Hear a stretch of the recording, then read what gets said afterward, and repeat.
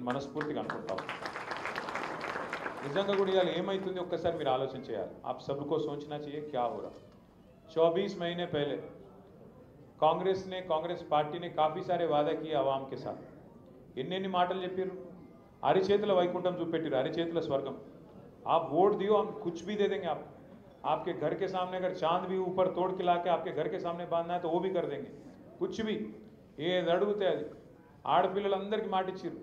కేసీఆర్ గారు పెళ్లి చేసుకుంటే ₹1,00,000 ఇస్తుండు. 1,00,000 మీకు సరిపోతుంది, మీదికెళ్ళి మీకు తులం బంగారం ఇస్తాం అని చెప్పి మాట ఇచ్చారు. మరి ఇలా బంగారం షాపులు బంద్ అయినాయా, లేకపోతే ముఖ్యమంత్రి గిరాకీ లేదా, ఎవడన్నా నమ్ముతలేడా, తులం బంగారం మాయమైపోయింది, ఆ ₹1,00,000 ఈయనకి కూడా కింద మీద పడుతున్నారు. అంటే ఎన్ని అబద్ధ మాటలు చెప్పారో చెప్తున్నా మీకు. బచ్చియోంకు స్కూటీ దేతే బోలే, ఆడపిల్లలు చదువుకుంటే కాలేజీలకి పోయేటట్టయితే స్కూటీలు ఇస్తాం ఫ్రీగా అన్నారు. స్కూటీలు లేవు, లూటీ మాత్రం జోర్దార్ నడుస్తుంది. ఎక్కడ స్కూటీ ఒక్కలకు రాలే, लूटी ज़बरदस्त चल रहा है इनका. आप देखो, लूटी बोलते मैं ऐसे ही नहीं बोल रहा हूँ. आप एक मिनट के लिए सोचो, आज आपके ఎర్రగడ్డ डिवीजन में काफ़ी सारे बस्तियाँ हैं, ఎన్నో బస్తీలు ఉన్నాయి ఎర్రగడ్డలో. మరి ఎక్కడ పోయినా ఇలా హైదరాబాద్లో ఉండే బస్తీ వాసులు భయంలో ఉన్నారు. ఎందుకు? ఎప్పుడు బుల్డోజర్ నా ఇంటి మీదకి వస్తుందో, ఎప్పుడు గులగొడతాడో. ఇందిరమ్మ రాజ్యం అంటే ఇల్లు గులగొట్టుడే ఉన్నది, ఇంకేం లేదు. ఇందిరమ్మ రాజ్యం అంటే ఇల్లు కూలగొట్టుడు తప్ప ఇంకోటి ఏం లేదు. ఇప్పటిదాకా 24 నెలల్లో హైదరాబాద్లో ఏం చేసినవా అంటే గరీబుల మీద వడుడు, ఇల్లు కూలగొట్టుడు, వాళ్ళకు కాగితాలున్నా కాగజాదున్నా మొత్తం తీసి అవతల వారేసి. పిల్లలు బ్యాగులు తీసుకునే టైం ఇస్తలేరు, వాటర్ బాటిల్ తీసుకునే టైం ఇస్తలేరు పిల్లలకు. స్కూల్ పిల్లలు తీసుకోకుండా కూలగొట్టిపోతున్నారు ఇవాళ తప్ప. 24 నెలల్లో ఒక్క కొత్త ఇటుక పెట్టిండా రేవంత్ రెడ్డి? ఎక్కడైనా హైదరాబాద్లో ఒక ఇల్లు కట్టిండా? ఒక్క ఇల్లు కాదు, ఒక ఇటుక పెట్టిండా ఎక్కడైనా? కానీ ఇటుకలు కూలగొట్టినవి మాత్రం వచ్చాడు ఉన్నాయి. ఒకటి కాదు, రెండు కాదు. ఇక మీ కూకట్పల్లి ఎమ్మెల్యే సాబ్ ఇక్కడనే ఉన్నాడు. కూకట్పల్లిలో రోజు నాకు ఫోన్ చేసిండు కృష్ణన్న, అన్న మా దగ్గర బుచ్చమ్మ అని ఒక ఆమె చచ్చిపోయింది ఉరి పోసుకొని అన్నాడు. ఏమైంది అంటే హైదరాబాద్లో వచ్చి ఆమె ఇంటి మీద స్టిక్కర్ వేసారు, నీళ్ళు కూలగొడతామని నోటీస్ వేసే వరకు హైబత్ తిని వాళ్ళ బిడ్డ ఇంటికి పోయి ఏడ్చిందంట. రాత్రి అంతా ఏడ్చింది.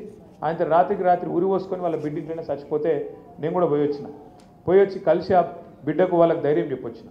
అంటే ఇందిరమ్మ ఇల్లు, ఇందిరమ్మ రాజ్యం అంటే గిదేనా? వచ్చి గరీబ్ గాల మీద వడుడు, కూలగొట్టుడు, ఇంట్లో ఆడోళ్ళు పిల్లలు ఉండగా కూడా రేకులు కొట్టి పారేసుడు. ఒక్కసారి యాద్ చేసుకోండి, కేసీఆర్ గారు 10 ఏళ్ళు ప్రభుత్వంలో ఉండే. మనం ఎప్పుడైనా చేసినామా ఈ పని, కూలగొట్టే పని? ఏం చేసిండు కేసీఆర్ మీదకెళ్ళి? ఏం చేసిండంటే 1,00,000 మందికి తెలుసో తెలియకనో గవర్నమెంట్ జాగాల వల్ల ఇల్లు కట్టుకుంటే 1,00,000 మందికి హైదరాబాద్లో పట్టాలు ఇచ్చిన నాయకుడు కేసీఆర్. జీవో నంబర్ 58, 59 కింద. అదొకటే కాదు, 1,00,000 డబల్ బెడ్రూమ్ ఇల్లు కట్టిండు కేసీఆర్. ఇలా కొల్లూరు పోయినా, మీరు చుట్టుపక్కల ఎటు పోయినా మీకు గల్లబడితే, మీ చిత్తారమ్మ బస్తీలో కానీ ఇంకొకడ కానీ కుక్కట్పల్లిలో కూడా ఇల్లు ఏడ జాగా దొరికితే ఆడ కట్టినాం. జాగా లేకపోతే హైదరాబాద్ బయట పోయి ఆడ కూడా కట్టినాం. 1,00,000 డబల్ బెడ్రూమ్ ఇల్లు హైదరాబాద్లో కోసం కట్టినాం. ఒక్కొక్క కాన్స్టిట్యున్సీకి 3,000, 4,000 ఇల్లు హైదరాబాద్లో ఇచ్చిన ఘనత కేసీఆర్ గారు. నిజంగా కాంగ్రెస్ వాళ్ళకు అడ్డిమారి గుడి దెబ్బల అవకాశం వచ్చింది. ఏం చేయాలి? కేసీఆర్ కంటే ఎక్కువ పేరు తెచ్చుకోవాలంటే కేసీఆర్ కంటే ఎక్కువ ఇల్లు కట్టియాలి. కేసీఆర్ 1,00,000 కడితే నువ్వు 2,00,000 ఇల్లు కట్టి ఇవ్వడం వద్దనడా? కేసీఆర్ 1,00,000 పట్టాలు ఇస్తే నువ్వు 2,00,000 పట్టాలి. అంతేగాని కేసీఆర్ కట్టిండు కాబట్టి నేను కూలగొడతా. మరి ఇదెక్కడ నీతి, ఇదెక్కడ రాజ్యం? ఇందిరమ్మ రాజ్యం అంటే ఇండ్లు కూలగొట్టుడే నీతా మనం అడగవలసిన అవసరం ఉన్నది. ఇంకొక మాట కూడా నేను మీకు దయచేసి చెప్తున్నా, ఇది మనసుకి ఎక్కించుకోండి. ఇవాళ బుల్డోజర్ పక్క బస్తీలు వచ్చింది, నాకేమవుతుంది అని మీరు అనుకుంటే మనమే పిచ్చోళ్ళు అవుతాం. ఇవాళ అక్కడికి వచ్చింది, రేపు నీ ఇంటి మీదకి వస్తుంది. ఇవాళ పక్క కాన్స్టిట్యున్సీకి వచ్చింది, బుచ్చమ్మకు వచ్చిన జాబు బాధ రేపు మీకు వస్తుంది. అందుకే ఇటువంటి ప్రభుత్వానికి, ఇట్లాంటి నియంత్రణతో పోకడలు పోతున్న ప్రభుత్వానికి, పేదవాళ్ళంటే సోయి లేకుండా వ్యవహారం చేస్తున్న ప్రభుత్వానికి ఖచ్చితంగా బుద్ధి చెప్పాలి. నేనేదో ఓట్ల కోసం మాట్లాడతలేను. నేను ఒక మాట మాత్రం ఖచ్చితంగా మీకు చెప్తున్నా, యాద పెట్టుకోండి. ఈ హైడ్రాకు, ఈ ప్రభుత్వానికి నీతి ఉంటే పెద్దవాడు పేదవాళ్ళు అనే తేడా లేకుండా పనిచేస్తామనే ఆలోచన కింద ఉంటే మరి ఒకటే తిరిగి పనిచేయాలి. అదే ముఖ్యమంత్రి గారి అన్ననేమో చెరువులో ఇల్లు కడితే ఆడికి హైడ్రా పోదు, బుల్డోజర్ పోదు. మంత్రులు చెర్లల్లో తాలాబ్ల ఇల్లు కడితే ఆడికి పోదు. మేము సాక్ష్యాలతో సహా ఇచ్చినాం, పేపర్లో పెట్టినాం, టీవీలో పెట్టినాం, బయట పెట్టినాం. ఇగో పట్నం మహేందర్ రెడ్డి ఇల్లు చూడు, పొంగులేటి శ్రీనివాస్ రెడ్డి ఇల్లు నీళ్ళల్లో ఉంది, డాక్టర్ వివేక్ మీ దగ్గరనే తిరుగుతున్నాడు మంత్రి, ఆ ఇల్లు నీళ్ళలోనే ఉంది, కేవీపీ రామచంద్రరావు ఇల్లు ఎఫ్టీఎల్ ఉంది, వాళ్ళ ఉలగొట్టి ఇక్కడికి రా నువ్వు అంటే మాట లేదు.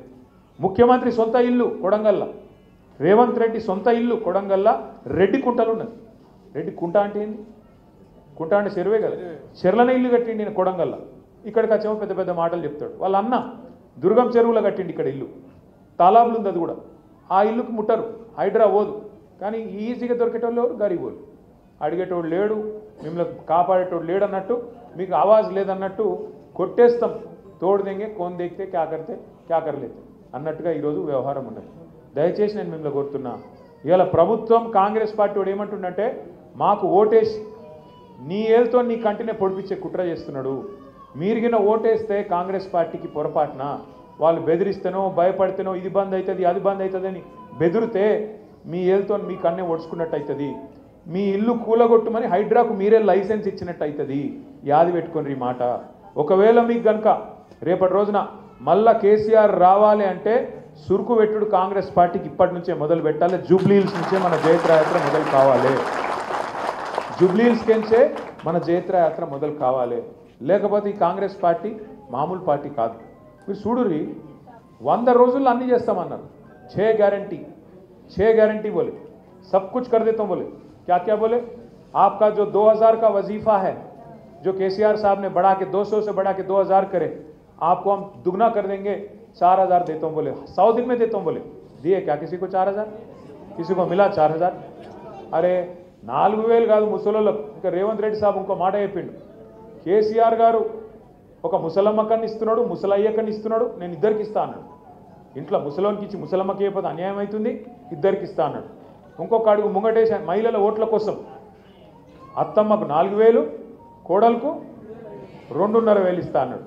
మరి అత్తమ్మకి వచ్చినాయా కోడలకు వచ్చినాయా? ఇద్దరికి లేవు. నేను మొన్న సూర్యాపేట పోయినా, ఆడ ఒక మన నాయకుడు పెళ్ళి అయితే, కొత్తగా పెళ్ళి అయింది, పెళ్ళికి పోలేదు. వాళ్ళ ఇంటికి చుట్టపు సుగ్గా రమ్మంటే ఛాయ్ అవుతుంది రమ్మంటే పోయినా. పోతే ఆ లీడరు మనోడు చిన్నపిల్లగాడు, ఇక మా రాజ్ కుమార్ పటేల్ నాడు, ఆయన కూడా మొన్న పెళ్ళైంది. ఆడున్నాడు కార్పొరేటర్ యూసుఫ్ కూడా ఇక్కడ నుండి పోయింది, ఇప్పుడే పోయింది. సో ఆ పిల్లగానికి కూడా మొన్ననే పెళ్ళైంది. అట్లే సూర్యాపేటలో వాళ్ళ పెళ్ళి అయితే పోయినా. పోతే ఆ లీడర్ సాబ్ వాళ్ళ అమ్మని పిలిచిండు. వాళ్ళ అమ్మని పిలిచి, అన్న మా అమ్మాని పరిచయం చేసి, నమస్తే అమ్మ బాగున్నారా, మరి కోడలు పిల్ల ఎట్లుంది, బాగానే చూసుకుంటున్నావా అన్న. అరే ఏం కోడలు కూతురా అని ముక్కిరిసినట్టు మాట్లాడు. అరే ఇట్లా బట్టి పెద్ద మనిషి ఏమైందని నేను అన్నా. అంటే కోడలు వస్తే 2,500 వస్తాయి అనుకున్నా, రాలే. అనగా నా కోడల పిల్ల కూడా మహా గడుస్తుంది. ఆమె వెంటనే బయటకు వచ్చింది, అత్తమ్మ నీకు కూడా 4000 వస్తాయి అనుకుని వచ్చినాయా. అంటే రేవంత్ రెడ్డి చేయబట్టి కొత్త కొత్త పంచాయతీ కూడా మోపోయినాయి అత్తకోడలు. గట్లాంటి పరిస్థితి వచ్చింది. ఇవాళ ఒక్క అత్తకోడల పంచాయతీలే కాదు, రాష్ట్రంలో ఎన్ని మాటలు చెప్పిర్రు, ఎన్ని కథలు చెప్పిర్రు. 24 నెలల్లో 2 ఏళ్లలో హైదరాబాద్లో కొత్త ఒక్క పని మొదలు పెట్టిరా? ఒక కొత్త బ్రిడ్జ్ కట్టినరా, కొత్త అండర్ పాస్ వేసిండ్రా? అవి ఎట్లాగో చేసే తెలివి లేదు. మనం కట్టిన వాటికేమో రిబ్బన్లు కట్ చేస్తుండ్రు, పెయింటింగ్లు వేస్తుండ్రు. రోజు అది ఒకటైతే బాగా చేస్తున్నారు, పెయింటింగ్లు వేసుడు, రిబ్బన్లు కట్ చేస్తుడు. జేబులో రిబ్బన్ పెట్టి జేబులో కత్తెర పెట్టుకొని తిరుగుతుండ్రు. ఏడవిలు కట్టింది కనబడుతుందా, పోయి కట్ చేద్దాం, అటువంటి పరిస్థితి ఉన్నది ఇవాళ. కానీ ఒక్క కొత్త రోడ్డు కాదు కదా, ఉన్న రోడ్ల పొక్కలు పడితే కూడా పూడ్చే తెలివి లేదు. గోపీనాథ్ గారు ఉన్నప్పుడు కష్టం వస్తే ఉరికురికి అర్ధరాత్రి అపరాత్రం లేకుండా మీ కాడికి వస్తుంది.